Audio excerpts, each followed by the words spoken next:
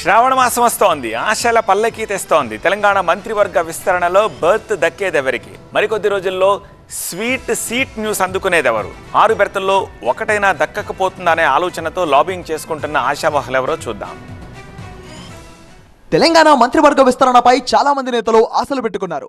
ఆషాఢం ముగిసి శ్రావణ మాసం వస్తుండటంతో వందిలే మంత్రికాలం ముందున అని పాడుకుంటున్నారు.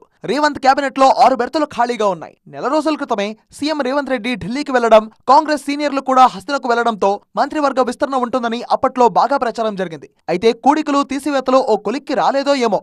ఆషాఢ మాసాలకు ఫుల్ స్టాప్ పడింది. శ్రావణంలో మంత్రివర్గం విస్తరణ చేద్దాం, అప్పుడే చూద్దామని అధిష్టానం చెప్పడంతో ఈ ఆశలకు టెంపరీగా కామపడింది.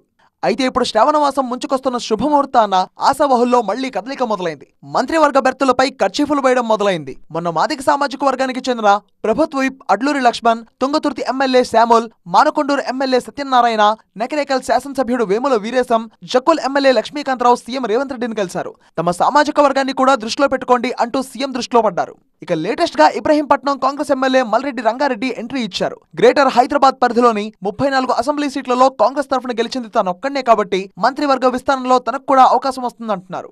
3 సార్లు గెలిచిన సీనియర్ కావడంతో ఆషాఢం తర్వాత అవకాశం ఉంటుందని ఆయన బోలెడాసలు పెట్టుకున్నారు. మునుగోడు ఎమ్మెల్యే కోమటిరెడ్డి రాజగోపాల్ రెడ్డి కూడా తనకు ఛాన్స్ ఉంటుందని నమ్ముతున్నారు. దేవరకొండ ఎమ్మెల్యే బాలు నాయక్ ఎస్టీ కోటాలో కర్చీఫ్ వేసుకుని కూర్చున్నారు.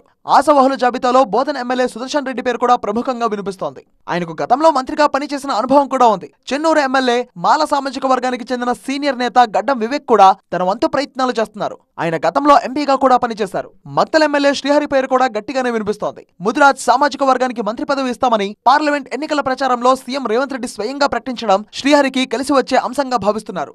మంచిర్యాల ఎమ్మెల్యే ప్రేమ్ సాగర్ రావు పేరు కూడా ఆశావహుల జాబితాలో ఉంది. ఇప్పుడు పరిగి ఎమ్మెల్యే రామ్మోహన్ రెడ్డి కూడా తన వంతు ప్రయత్నాలు చేసుకుంటున్నారు. అయితే 6 బెర్తులు ఖాళీగా ఉన్నా ప్రస్తుతం 5గురిని కొత్తగా మంత్రివర్గంలో తీసుకుంటారని, మైనారిటీ కోటాను తర్వాత భర్తీ చేస్తామని చెప్తున్నారు.